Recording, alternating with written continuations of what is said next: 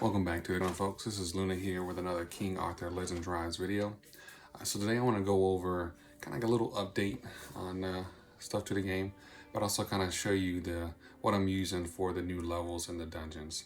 But first off, overall I think it was a pretty good update.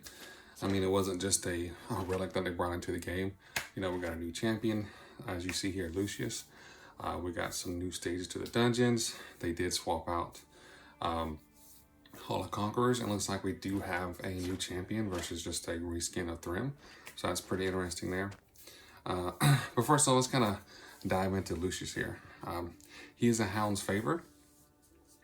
And I'm hoping next time when they bring in the next champion, that we can bring it into another favor. I think it's great that now they have a pretty stacked roster for Hound's favorite. It kind of seems like what they're doing. They seem like they beefed up the Serpent's favor. Now they're looking at the Hound's favor. I think they really should bring in some more Crow favor characters. Because other than Bedivere for your damage and Rosier is great for your dots, and you got some uncommons like Baborn and John who can be very useful. But other than that, that's pretty much it. But you guys let me know down in the comments which favor you'd like to see the next character come in. But we'll just do a quick look at Lucius here. He does seem like a pretty decent damage dealer. So on his A3 for his relic, he's doing one enemy 3 times. So it seems like he probably could have some versatility or usability in the Hall of Conquerors. And looking at his A2, it's an AoE, where he's not smacking as hard. But it is nice that he can reduce the cooldown of his passive 3 skill by 2 turns, which is pretty massive. And then attacks one enemy, bringing defense decrease 1. I would like to have been I don't know why I just did a 1. I would like to see that at 2. I think it's the same for, I can't remember his name. It doesn't matter anyway. But yeah, there's another legendary character that on his A1 has defense down 1. Not coming to me. But anyways, Rowan, maybe? Anyways, getting off the rails here. Looking at his passive skills. Here he's got, when using skill 3, if you're under confidence, which is just a critical strike up, 5%. Then also 100% chance to prepare Gaia's Wrath for 1 turn. It looks like he's attacking all enemies 3 times with extra damage. And also ignores 10% of the defense. So that definitely make that smack much harder there. When we have confidence again, that's critical strike up. You're charging all allies, but also Hound's favor allies even more with their attack gauge, which is pretty nice. Then again, when using skill 3, gain confidence first of the battle. Again, critical strike up. Then we look at the chivalries that will change, and we'll check those out here in a minute too. But he's also gaining crit damage increase, and he's also giving effect accuracy up for 1 turn so it's nice that he's kind of self-buffing. And it looks like he can do some pretty decent damage. I don't have him completely built. I don't even have any equipment on him yet. I just kind of got him leveled up his relic, just to kind of get those rewards from the shop, from the event of having, you know, Lucius as a new character. So checking out the chivalries, I do have him at chivalry 1. I don't have it on, I pulled it off video, but I did have 60 special rate up summons. And then I did have to go all the way to Mercy before I got my first copy of him. But then I got, from doing his event dungeon and using some crystals, I was able to do another 10 pop. And in that next 10 pop, I got another copy of Lucius, so I was pretty excited about that. So at the end of the day, 2 legendary characters and 70 pulls is really, really good. But when you get to his A2, not his A2, his Chivalry 2 rather, this straightens confidence to arrogant confidence, which is huge, because now he's getting attack up by 10%, extra pierce, and then also critical strike goes up to 10% versus 5%. So that's pretty huge. So it seems like they're kind of sticking to norm where they're doing the first 5 chivalries, really bring all the additional effects, and then the second half is just more of, you know, defense, HP, survivability type stuff. But then when you get to Chivalry 3, you get this arrogant confidence for the rest of the battle. So that's pretty nice that you have that 1 stack of for the rest of the battle. 4, Snort additional skill effect, gain 1 hit barrier for 2 turns. Hey, why not, right? Just a little bit more survivability. We get to his A5, skill 3 enhancement, skill damage increases. I'm not sure about how much, but then also skill stamina consumption decreases by 1. So that's pretty huge.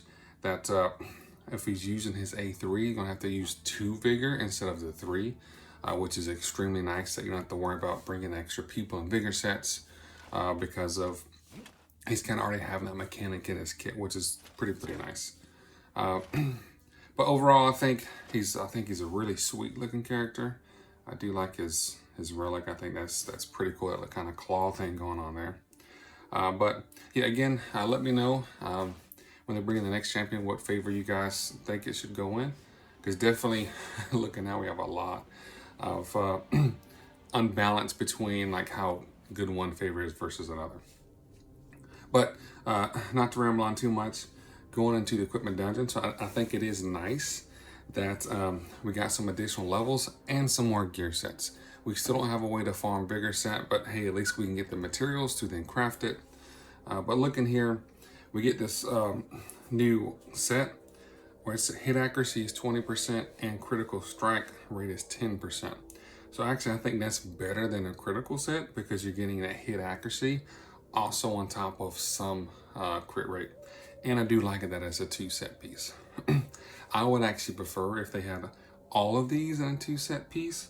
I understand like 2 set attack 30%, that's kind of ridiculous, but hey, drop it down, right? That way you can kind of mix and match your sets better.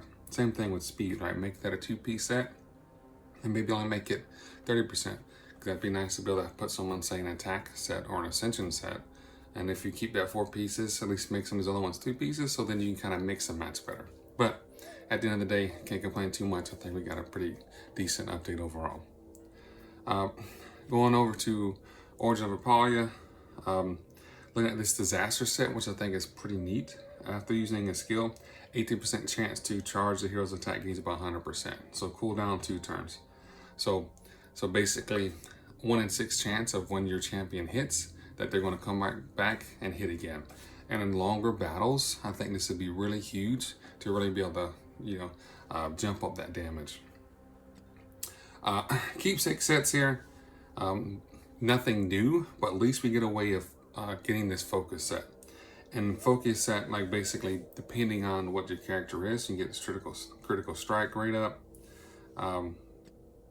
metal armor, and true aim. So basically focus set is great to kind of beef up the other types of characters that's on your team. And it's nice that we are able to farm this. Still can't farm the other, I can't remember what it is off the top of my head. I can't think this morning. It's been a crazy week.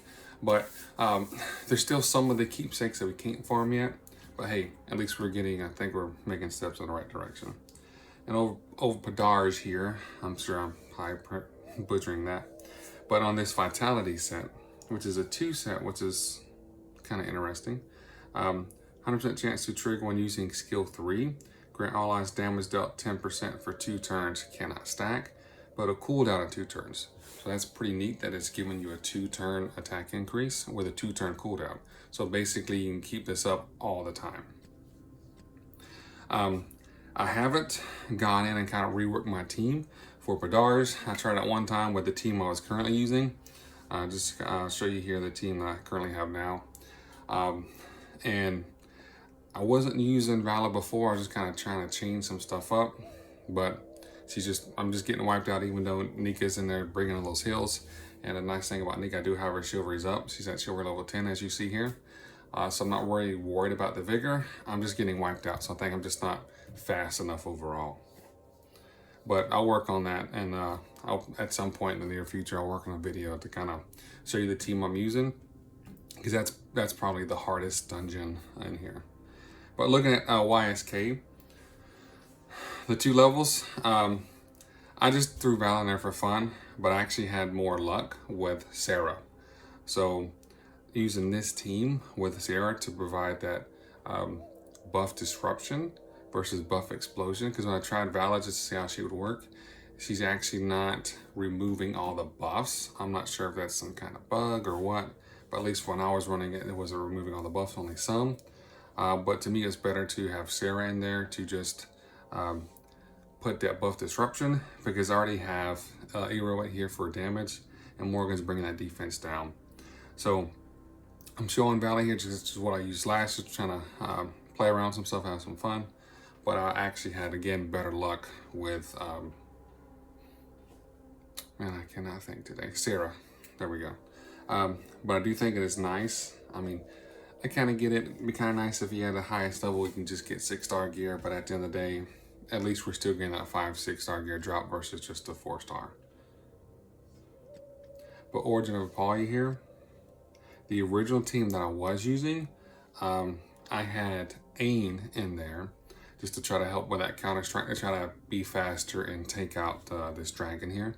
But I was actually getting wiped because again, with the gear I have, my team is not fast enough to really go in and just do that damage right off the bat to kind of prevent that big hit that he does towards the end or when he gets in lower health. So I actually had to bring in Baldwin here for that sheer damage. So by doing so, I can run this at 100% success rate. So kind of funny that I went from a legendary character down to a rare character, but hey, it works, right? But having that sheer damage is pretty huge, and he can also put that attack decrease down, so that also helps. That damage is being spread out, but also the dragon here is not hitting as hard because I got that attack down. I won't go in and waste your guys' time on showing you all the gear sets, unless you guys want put something in the comments below that you want to see something, or like, hey, what are you doing differently? But if I will do some more videos to try to make it push more free-to-play friendly in the future to see what we can do. But Fortress of Arsellus here, I actually also had Ain in here just to kind of help with that counter strike. But as actually I figured out the first couple times I ran this with Ain, and that did not work. So I had to bring in Caliber and Arthur here because trying to get that defense down really, lets Arthur smack much harder. And I did notice though, still able to run this through 100% success rate at the highest level, at least for now. But sometimes Morgan is not landing that defense down every single time, or at least at first between the different levels. So I'm not sure. Now granted, it's only 70% chance for each hit, but I think 70% chance on each hit to inflict defense down should be pretty consistent. But for me, it hasn't been. I don't know if because of, I look at going back to her total stats, I only have her effect accuracy at 85%. I'd obviously like to have that more higher up. So I'll try to play around and see if maybe giving her some more accuracy will actually cause her to land that defense down more often. But still, for now, I mean, the team that I'm using here, it's doing the work. And I am going through and using Airwet School, going back and forth between her A3 and her A2, because they're both can smack pretty good on her fire relic there. So just do a quick look at Hall of Conquerors here. I have done one team. I haven't actually gone and looked at kind of the setup for other teams, but I'll definitely, this will probably be the first thing I'll work on, and then kind of bring some videos on what I'm doing, especially for this new boss here. So I am pretty excited that, hey, we got a new boss with different mechanics that kind of make you use more characters, trying to think of, okay, what can I do? Hey, I don't maybe have these meta teams, but what can I do with what I got to try to maximize the hearts that I can achieve, right? But that's pretty much all I got for you guys today. I will link towards the end of this video a video for Mike GOG. I think he did a pretty good job of covering everything in the update itself. So if you're interested in seeing that. But again, thanks for stopping by.